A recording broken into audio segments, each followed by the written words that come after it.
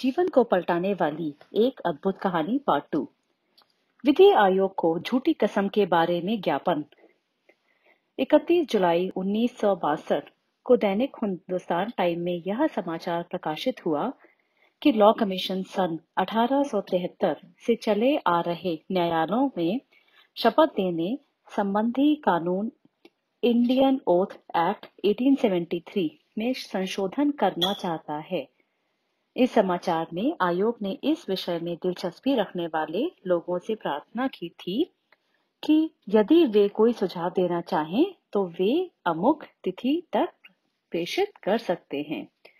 चूंकि उपरोक्त एक्ट के अंतर्गत बहुत से लोग भगवान के नाम पर भी कसम लेते हैं और ऐसी कसम लेते हुए भी वो झूठ बोलकर महापाप करते हैं, इसलिए उन्हें इस महापाप से बचाकर उनका कल्याण करने की जरूरत थी। इसके अतिरिक्त उन्हें भगवान जिसके नाम से वे कसम उठाते हैं उसका भी परिचय देना जरूरी था। इसलिए बाबा ने इस विषय में आयोग को एक ज्ञापन भेजने का निर्देश दिया। ईश्वरीय सेवा का साधन। बाबा तो ऐसे विषयों में बहुत दिलचस्पी लेते थे। बाबा किसी भी बात को निमित्त साधन मानकर विभिन्न वर्गों के लोगों को ईश्वरीय संदेश दिलाने का भरसक यत्न करते तथा कराते थे। ईश्वरीय संदेश देने के लिए यदि किसी सभा का आयोजन करने अथवा कुछ छपवाकर बांटने पर काफी खर्च हो भी तो बाबा उसके लिए भी सदा तैयार रहते थे। बाबा कहते, ये तो शिव बाबा का कार्य है। उसने तो भक्ति मार्ग में सांवल शाह की हुंडी सकारी थी, यह आख्यान प्रसिद्ध है। तब उसका अपना तो कोई कार्य आर्थिक कारणों से कभी भी नहीं रुक सकता। बाबा ने समस्त तन मन धन इस सेवा के लिए समर्पित किया था और वे कहते थे कि भोजन के खर्च में से निकालकर भी ईश्वरीय संदेश देने का कार्य पर खर्च करना पड़े तो भी करना चाहिए। अतः बाबा ने इस विषय को लेकर भी एक ज्ञापन भेजने तथा उसकी प्रतियां छपवाकर बांटने के लिए कहा। शपथ का पुराना कानून और उसे बदलने की जरूरत। न्यायालय की कार्यविधि में कसम को स्थान तो इसलिए दिया गया था कि इसे लेते समय मनुष्य का ध्यान परमात्मा की ओर जाएगा और उसे ये ध्यान रहेगा कि यदि वो झूठ बोलेगा तो मनुष्य से ऊपर जो ईश्वरीय शक्ति है उस द्वारा दंडित होना पड़ेगा। परंतु ब्रह्मा कुमारी ईश्वरीय विश्वविद्यालय का यह दृष्टिकोण था कि सन 1873 से शपथ संबंधी जो कानून चलता आ रहा है उसमें किन्हीं सुनिश्चित एवं युक्त शब्दों में शपथ का रूप निर्धारित नहीं किया हुआ, क्योंकि उसमें यह बात उच्च न्यायालयों पर ही छोड़ दी गई थी कि शपथ का रूप अर्थात उसकी शब्द रचना वे जैसा उचित समझें निर्धारित कर लें। इसके परिणाम स्वरूप कसम की प्रचलित शब्द रचना ऐसी थी कि उस कसम के आधारभूत जो भाव था कि कसम लेने वाले भगवान द्वारा दंडित होने के डर से झूठ ना बोलें, इनका प्रायः अभाव ही हो गया था। अब कसम केवल एक रस्म ही बनकर रह गई थी। शपथ लेते समय कसम उठाने वाले की अंतरात्मा पर कोई ऐसा प्रभाव नहीं पड़ता था जिसके फलस्वरूप वो झूठ बोलने से हटकर रह सकते। अतः इससे कसम का उद्देश्य ही पूरा नहीं होता था। दूसरी बात यह थी कि न्यायालय में कसम उठाने का जो उपरोक्त उद्देश्य बताया गया है उससे यह तो स्पष्ट है ही कि आत्माओं का अस्तित्व अलग है और परमात्मा का अस्तित्व अलग, और कि परमात्मा सदा सत्य स्वरूप है और संपूर्ण रीति से न्याय मूर्ति है। कसम के कानूनी रूप में यह भी माना गया है कि झूठ के लिए परमात्मा मनुष्य को दंड देने वाले और सत्य का फल देने वाले हैं, अर्थात वह आत्माओं से भिन्न एवं उच्च हैं। परंतु ये बात तो सर्व ज्ञात है कि अद्वैतवादी लोग जो आत्मा और परमात्मा को एक ही सत्ता मानते हैं, कसम तो वे भी लेते हैं। स्पष्ट है कि ऐसे लोगों का कसम लेना तो निरर्थक है, क्योंकि उन द्वारा कसम लेने का भाव तो यह निकलता है कि गोया वे स्वयं अपनी कसम खाते हैं। यदि कोई परमात्मा को निजात्मा से भिन्न ही नहीं मानता तो न उसे परमात्मा का डर हो सकता है, न ही उसके लिए प्यार। अतः उसे अनैतिकता और अनृत से बचाने के लिए एज मॉरल डिटरेंट प्रेरित करने के लिए कोई मानवेतर सुपर ह्यूमन शक्ति तो रही नहीं, जब भला उसके लिए कसम की पवित्रता एवं सच्चाई सैंक्टिटी तो कोई रही नहीं। अतः इस कानून को इस दृष्टि से भी संशोधित अमेंड करने की आवश्यकता थी कि कसम लेने वाले का ध्यान अनिवार्य रूप से परमात्मा की ओर आकर्षित हो और उसके मन में यह बात आए कि झूठ बोलना वाला दंडित होता है। शोधन के लिए सुझाव। उपरोक्त आवश्यकताओं के तथा एक अन्य बात को जितना उल्लेख किया जाए ध्यान में रखते हुए बाबा ने अपने ज्ञापन में सुझाव दिया कि इस कानून के अंतर्गत कसम में जहां गॉड भगवान शब्द का प्रयोग हुआ है, वहां इस शब्द गॉड भगवान के बाद Dharmaraj supreme and divine justice शब्द का भी प्रयोग किया जाए। आवश्यक बात। विधि आयोग को लिखा गया कि कसम के विषय में ध्यान देने के योग्य एक बात यह भी है कि जो लोग न्यायालय में भगवान के नाम पर कसम लेते हैं, उन सभी के मन में परमात्मा के बारे में एक ही मान्यता तो है नहीं। कई लोग मानते हैं कि श्री कृष्ण भगवान है, अन्य कई मानते हैं कि श्री राम भगवान है, और लोगों की कुछ और ही मान्यताएं हैं। इस भिन्नता से बहुत अंतर पड़ जाता है और ईश्वर विषयक मान्यता में अंतर पड़ने से उनके व्यवहार और आचार में भी अंतर पड़ जाता है। उदाहरण के तौर पर श्री कृष्ण उपासकों को ही लीजिए।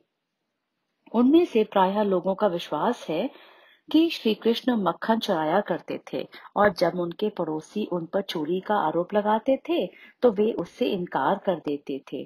कृष्ण प्रेमी यह भी मानते हैं कि उनकी 108 पटरानियां थी और कि वे रुक्मणी का अपहरण करके ले गए थे।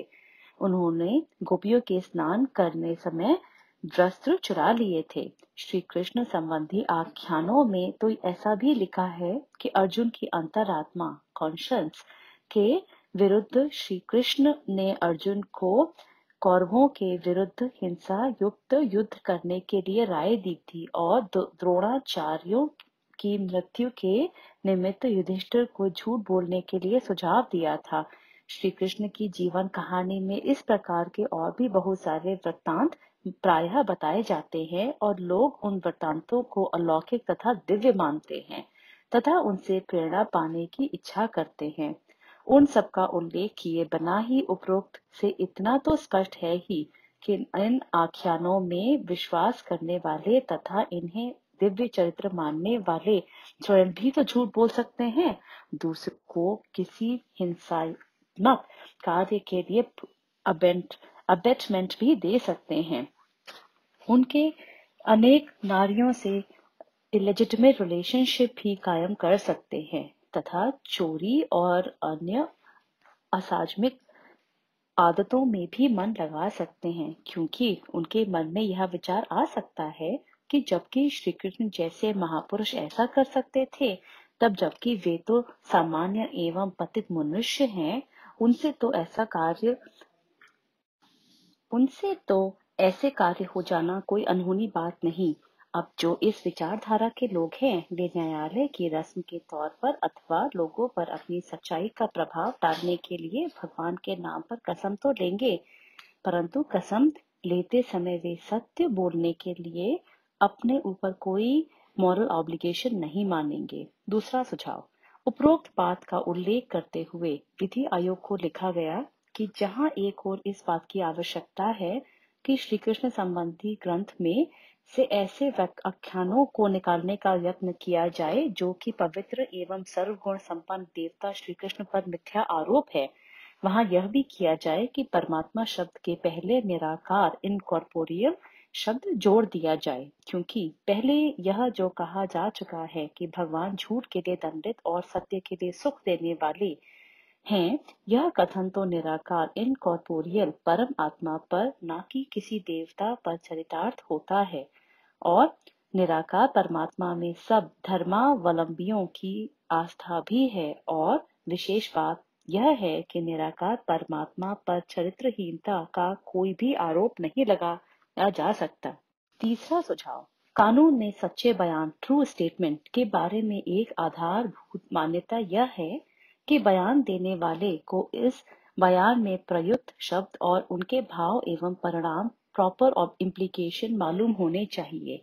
अतः भगवान के नाम पर ली गई कसम तो अस्पष्ट, वेग और निरर्थक मीनिंगलेस हो जाती है जब तक कि इसमें भगवान शब्द की कोई सुस्पष्ट शब्दों में सुनिश्चित परिभाषा अथवा व्याख्या न हो। इस बात को सिद्ध किया जा सकता है जब तक कि किसी व्यक्ति को परमात्मा के दिव्य नाम, दिव्य रूप, दिव्य धाम, दिव्य कर्तव्य का सही ज्ञान न हो, तब तक यह कसम परमात्मा की तरफ उसका ध्यान स्पष्ट रूप से आकर्षित नहीं कर सकती। अतः बाबा की मार्ग प्रदर्शना के अनुसार विधि आयोग को यह राय दी गई कि वे इस कसम में परमात्मा के बारे में इस प्रकार के कुछ शब्द भी जोड़ें जिससे उसका परिचय मिले।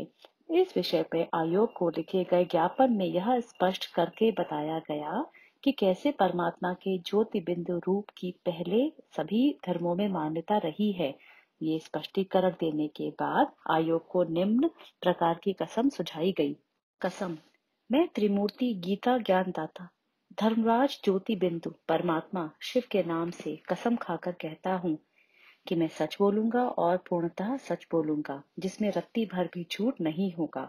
इसके अतिरिक्त विधि आयोग को परमात्मा की निम्नलिखित परिभाषा जोड़ने के लिए कहा गया। परिभाषा।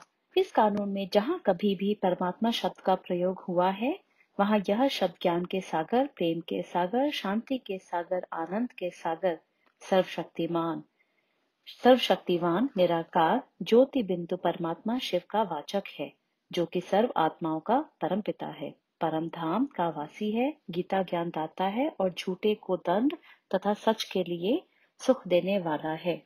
विधि आयोग को यह भी सुझाव दिया गया कि अच्छा होगा यदि कसम लेते समय वह व्यक्ति अपने हाथ में ज्योति बिंदु परमात्मा शिव का चित्र ले या न्यायालय में ही उसके सामने उस प्रकार का एक चित्र लगा हो, ताकि उस व्यक्ति को कसम लेते समय भगवान की याद आए और गंभीरता से ही वह उन शब्दों को दोहराए। विधि आयोग को उन्हीं दिनों से समाचार पत्रों में छपे एक समाचार पत्र का हवाला भी दिया गया, जिसमें यह बताया गया था कि sub division magistrate plaintiff defendant को उनके बयान लेने के लिए एक मंदिर में ले गए और वहां उन्हें मूर्तियों के सामने खड़ा किया गया और उन्हें कहा गया कि वे उनकी कसम लेके बयान दें।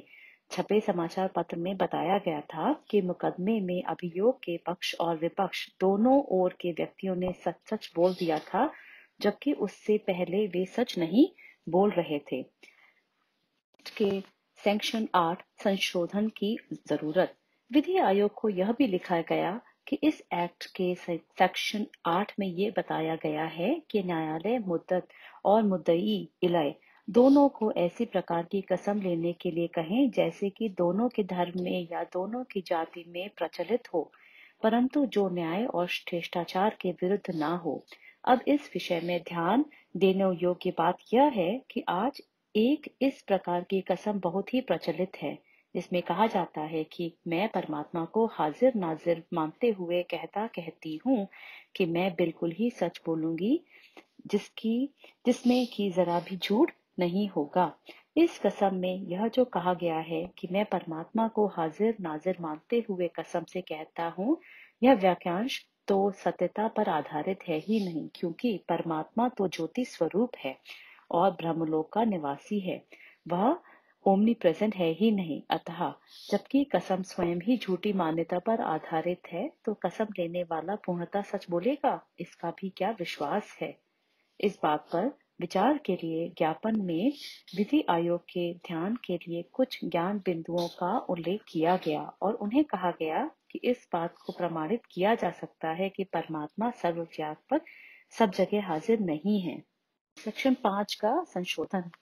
ज्ञापन में यह भी कहा गया कि इस एक्ट के सेक्शन 5 के अनुसार अभियोग करने वालों, उसका उत्तर देने वालों तथा गवाहों से तो शपथ ली जाती है, परंतु मुकदमे के दोनों ओर से वकील शपथ नहीं लेते और न ही मुकदमे की सुनवाई करने वाला मजिस्ट्रेट या जज ही कोई शपथ लेता है।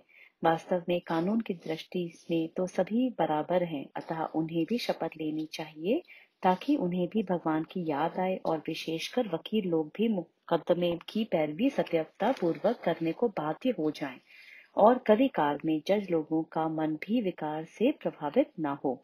इस सुझाव का भाव जजों पर किसी प्रकार की आलोचना करना नहीं है, परंतु यह सुझाव तो इसलिए दिया गया कि परमात्मा की युक्त युक्त याद जो सभी के मन को पवित्र करती है और उसके सारा वातावरण भी न्याय कार्य के अनुकूल हो जाता है। दो प्रकारों की कस्में का एक जैसा मूल्य नहीं है। ज्ञापन में यह भी लिखा गया कि भगवान के नाम पर कसम लेने की बजाय जो लोग वैसे ही कसम लेते हैं, उन दोनों की कसम को एक जैसा मूल्य ना दिया जाए, क्योंकि प्रथम श्रेणी के लोग तो एक सर्वोत्तम नैतिक सत्ता को मानकर स्वयं को उनके नैतिक अंकुश में अंडर मॉरल ऑब्लिगेशन मानते हैं, जबकि द्वितीय श्रेणी के लोग स्पष्ट ऐसे किसी नैतिक शासन को मानने के लिए स्वयं को बाध्य नहीं करते और इसका मनुष्य के जीवन में अंतर पड़ता है। यह बात भली भांति स्पष्ट की जा सकती है। ज्ञापन के प्रतियां बहुत संख्या में वितरित। उपरोक्त प्रकार की बातों पर आधारित ज्ञापन विधि आयोग को तो भेजा ही गया, साथ साथ उन्हें छपवाकर इसकी प्रतियां नामी वकीलों को, न्यायमूर्तियों को, धार्मिक संस्थाओं को, समाचार पत्रों में इस समाचार को प्रकाशित भी किया कि ब्रह्मा कुमारी ईश्वरीय विश्वविद्यालय ने विधि आयोग को इस विषय पर कुछ सुझाव भेजे हैं। श्रृंगेरी के शंकराचार्य के कार्यालय ने तो पत्र भी लिखा कि इस ज्ञापन की हमें कुछ और प्रतियां भेजिए।